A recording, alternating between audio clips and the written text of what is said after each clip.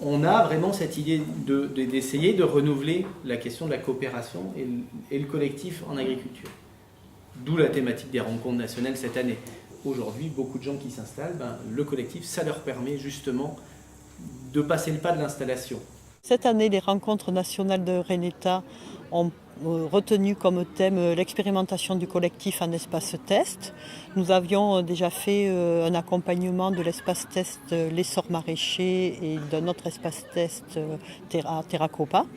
Donc on a été sollicités pour participer, animer aux échanges autour de cette thématique-là. C'est à la fois un moment de convivialité, mais aussi des temps de travail très importants pour essayer de résoudre les questions qui se posent au groupe. Le groupe aide l'individu à grandir et l'individu aide le groupe en fait. C'est un aller-retour permanent entre le jeu et le nous. Un élément important, c'est la capacité des membres du groupe à évoluer. Tous les ans au Germois, on se dit c'est quoi ce qu'on a réussi cette année et savoir se donner des signes de reconnaissance. Ça, c'est ce qu'on appelle des signes de reconnaissance positifs. Ça a mis beaucoup d'huile dans les rouages, ça a permis une meilleure ambiance de travail, une meilleure redéfinition des rôles de chacun et maintenant une qualité de travail qui est vraiment appréciable. Est-ce que tu as déjà une idée de ce que tu attends toi d'un accompagnement sur le collectif en espace test ? Je pense déjà à un appui technique, comme toute personne qui vient dans un espace test, mais au-delà de ça, vraiment un accompagnement sur la dimension humaine du projet et sur la réflexion, quelle forme juridique on peut choisir qui soit la plus juste pour tout le monde, sur les temps de travail, sur la charge de travail. Enfin, je pense qu'il n'y a rien qui diffère vraiment à part la notion qu'on est à plusieurs. Il n'y a pas de grosse différence avec un porteur de projet qui vient seul. Est-ce qu'il y en a quand même qui rentrent en tant que porteurs de projet et qui se posent clairement la question, mais pourquoi faire du collectif ? C'est-à-dire qu'ils n'ont pas conscience de cette dimension collective. Je pense qu'en termes de valeur, ils viennent pour ça aussi. C'est-à-dire qu'ils disent, je rentre dans une structure collective, c'est une coopérative, donc le mot coopérative pour eux c'est du collectif. Et dans la pratique, ils se rendent compte de tous les obstacles qu'il y a à faire du collectif, parce que leur culture et leur situation géographique, tout prône pour qu'ils restent dans un modèle individuel d'abord, et si on a du temps en plus, on va vers le collectif. La question de la coprésence est une vraie question à clarifier avec vos porteurs de projet. Est-ce qu'ils sont là pour une coprésence ou est-ce qu'ils sont là pour un partage et une mutualisation ? Tout d'un coup, nous, il y a les deux. On a abordé la question de comment faire du compagnonnage entre porteurs de projets qui sont en train de se tester en même temps. Toutes ces réflexions autour de juste accompagner déjà la relation humaine, accueillir quelqu'un sur son terrain, lui mettre à disposition du foncier, du matériel. Et en fait, ça prend aussi. Un truc qui a été redit dans un atelier, c'est un groupe est constitué de personnes et chaque fois qu'il y a une personne qui rentre ou une personne qui sort, c'est plus le même groupe. Et ça m'a vachement fait réfléchir sur les porteurs de projets au Germoir, parce qu'en fait, parfois on fait des départs ou des accueils le long de l'année, puis on ne remet pas tout à plat. Donc ça, c'est un peu la spécificité à gérer, puisqu'il y a pas mal d'entrées-sorties dans les groupes des espaces tests agricoles, et qu'il arrive que, effectivement, la notion de collectif n'est pas un choix des porteurs de projets. La coopération, pour moi, ça s'apprend. C'est une culture qui s'apprend. L'espace test est une formidable école pour ça, notamment sur ces lieux collectifs, parce que de toute façon, ils sont confrontés à ça et ils ont les doigts dans la prise. Voilà. Chacun de ces ateliers thématiques correspondait à des types différents d'expérimentation du collectif. Donc, premier atelier, c'était du collectif sur des lieux dispersés. Un deuxième sur de la coprésence, donc ce qui est encore une chose bien différente.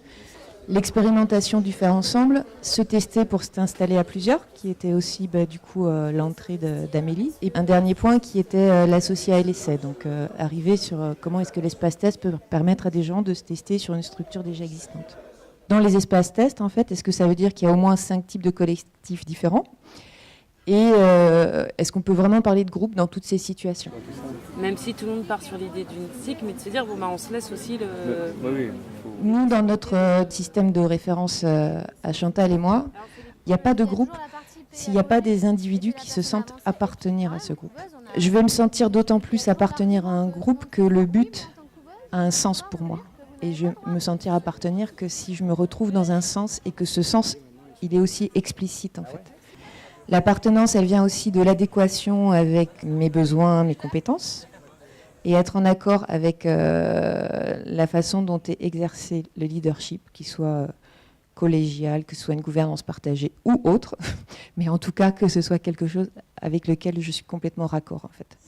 Le conflit était issu de toute une frange non formalisée, orale, sur laquelle du coup personne n'a de pouvoir puisque c'est la parole de l'un contre la parole de l'autre, incapacité à mettre les deux en accord parce que c'est pas écrit. Ça amène quand même à mettre l'accent sur la formalisation, y compris en médiation. On contractualise les accords et les accords de médiation, c'est-à-dire vous êtes d'accord et on le fait écrire par les personnes, c'est pas nous médiateurs qui écrivons, on le fait écrire et dater et signer. Il y a l'aspect symbolique, il y a l'aspect consolidation et puis il y a quand même aussi l'aspect réglementaire, c'est un engagement quand on fait. Le groupe, quelle est sa frontière? Est-ce que c'est les porteurs de projets ou c'est les porteurs de projets plus les accompagnateurs? Dans le travail d'accompagnement avec les sorts maraîchers, une des premières étapes, ça a été de définir les frontières. Et le premier travail, ça a été de dire, mais voilà, qui y a, quels sont les groupes. Et très vite, justement, ça a mené à distinguer qu'il y avait 3 groupes. Il y avait une structure et 3 groupes. Le groupe des maraîchers, le groupe des encadrants et le groupe des administrateurs. Et que chaque groupe avait une demande, des attentes, alors une demande plus ou moins exprimée, des attentes et des besoins différents. Et ça a amené une clarification aussi, de dire, bon, on ne va pas tout traiter d'un bloc. Non, c'est vraiment des groupes différents. Et après, quelle était l'interaction entre ces groupes, on l'a travaillé aussi. Pour le partage, on fonctionne avec des tableaux, en fait, pour le tracteur, par exemple. Donc, on s'inscrit chaque semaine en fonction de l'utilisation du tracteur. Chacun va s'inscrire quand il a envie. Chacun va s'inscrire. Il le fait quand il a envie. Il y a 2 tracteurs, donc on arrive avec 2 tracteurs et 4 unités de production. On arrive à s'arranger. Vous ne faites pas une réunion pour dire moi cette non. semaine j'ai ça à faire? Ça serait pas plus simple? C'est plus simple de le noter parce qu'en fait, oui, mais c'est le premier qui arrive C'est le premier qui arrive. Mais après, et ça cause pas de conflit. Non, ça cause pas de conflit. Au moment où il y a eu cette demande d'exprimer, quelle était la situation et le besoin et la problématique de l'essor maraîcher? Alors pour nous, le contexte de la demande, d'une part, dans tous les membres qui portaient l'essor maraîcher, justement, aucun de nous n'avait l'expérience des espaces tests. Donc tous, on était en test d'activité, en train de découvrir tout ça. Et alors nous, on a fait un appel aux pompiers, plutôt, parce qu'on est arrivé à une situation de crise qu'on ne savait plus du tout gérer et qui rendait les relations vraiment compliquées au sein de l'espace test. On n'avait pas pris le temps de réfléchir sur ces dimensions du collectif. On ne s'était pas formé pour les gérer non plus. Donc on était débutants. En plus, du coup, on n'avait pas aussi assez bien les bases du groupe. Là, ce que dit Chantal, c'est tout à fait vrai. Moi, je n'avais pas pris conscience, tout bêtement, qu'il y avait 3 groupes, en fait, entre le CA, les accompagnateurs, les porteurs de projets, et bien identifier les liens entre chacun de ces groupes. L'accompagnement aussi a beaucoup aidé aussi à redéfinir les rôles de chacun. La définition des rôles, déjà, a apaisé vraiment beaucoup de choses. Et moi, j'ai eu l'impression, en plus, que ça a ressoudé les maraîchers pour travailler avec Claudette, avec Chantal. Et on a pu travailler, donner de notre temps à travailler sur le règlement intérieur, à remettre des choses, en fait, qui n'étaient pas, comme tu disais, très bien calées. Tout simplement, on a aidé, je crois, à restructurer.